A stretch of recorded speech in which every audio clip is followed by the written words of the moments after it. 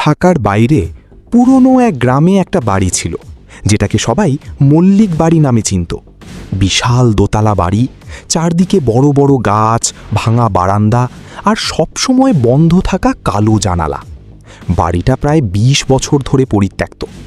লোকজন বলে রাত হলে ওই বাড়ির দ্বিতীয় তলার জানালায় কাউকে দাঁড়িয়ে থাকতে দেখা যায়, কিন্তু সমস্যা হলো ওই বাড়িতে কেউ থাকে না।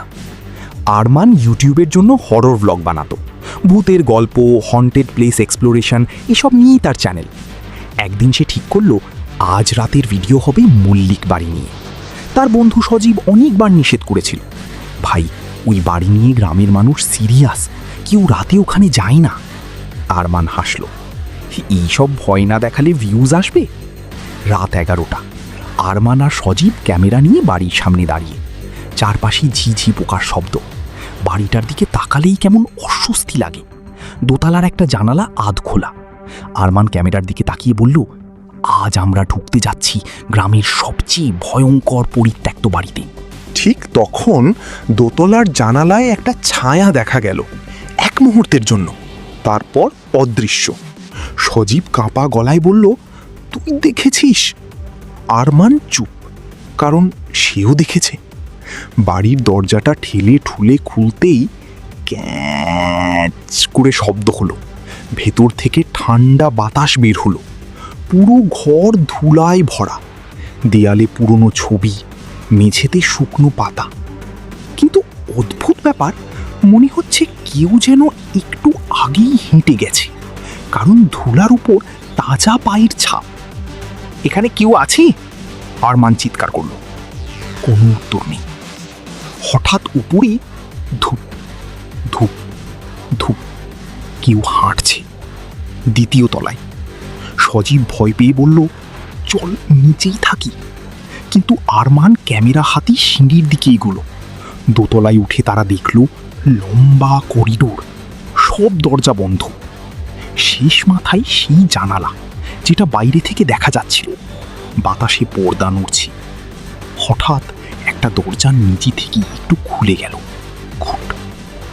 আরমান ধীরে ধীরে ভেতরে ঢুকল। রুমটা পুরনো বেডরুমের মতো, এক কোণে ভাঙা একটা আয়না, আর দেয়ালে একটা মেয়ের ছবি। ছবির নিচে লেখা মেহরিন 2003। ঠিক তখন সজীব ফিসফিস করে বলল, ভাই ছবিটার দিকে তাকা। আরমান তাকিয়ে জমে গেল।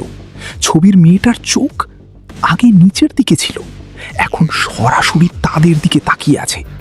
হঠাৎ দরজাটা বন্ধ হয়ে গেল। ধাম! ঘর অন্ধকার, শুধু ক্যামেরার লাইট জ্বলছে। আর সেই লাইটে দেখা গেল আয়নাতে তারা দুজন ছাড়া আরেকজন দাঁড়িয়ে আছে।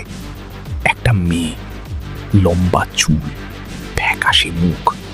আরমান ধীরে ধীরে পিছনে তাকালো, কিন্তু পিছনে কেউই নেই। অথচ আয়নায় মেয়েটা আরো কাছে চলে এসেছে। তার ঠোঁট ধীরে ধীরে নড়ছে। তোমরা কেন এসেছ? কণ্ঠটা আয়নার ভেতর থেকেই আসছে। সজীব চিৎকার করে দরজা খুলতে গেল, খুলল না। হঠাৎ ঘরের সব ছবি একসাথে কাঁপতে শুরু করলো। দেয়াল থেকে শব্দ আসছে, খরর খরর, মনে হচ্ছে কেউ নখ দিয়ে আঁচড়াচ্ছে। আরমান ক্যামেরা তুলে আয়নার দিকে ধরল, আর তখন ক্যামেরার স্ক্রিনে দেখা গেল মেয়েটা তাদের একদম পেছনে দাঁড়িয়ে, কিন্তু বাস্তবে পেছনে কেউ নেই। দৌড়! সজীব চিৎকার করলো। তারা দরজা ধাক্কা দিতেই খুলে গেল। দুজন করিডোর ধরে দৌড়াতে লাগলো, কিন্তু করিডোর যেন শেষই হচ্ছে না। প্রতিটা দরজার নিচ দিয়ে কালো ছায়া বের হচ্ছে, আর চারপাশে একই কণ্ঠ, থেকে যাও। হঠাৎ সজীব থেমে গেল।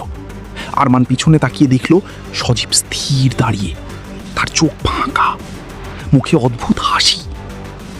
ওরা আমাকে ডাকছে, সে ফিসফিস করল। কারা? আরমান চিৎকার করল।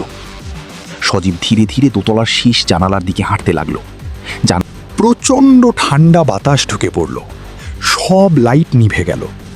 আরমান শুধু শুনতে পেল অনেকগুলো কণ্ঠ একসাথে হাসছে।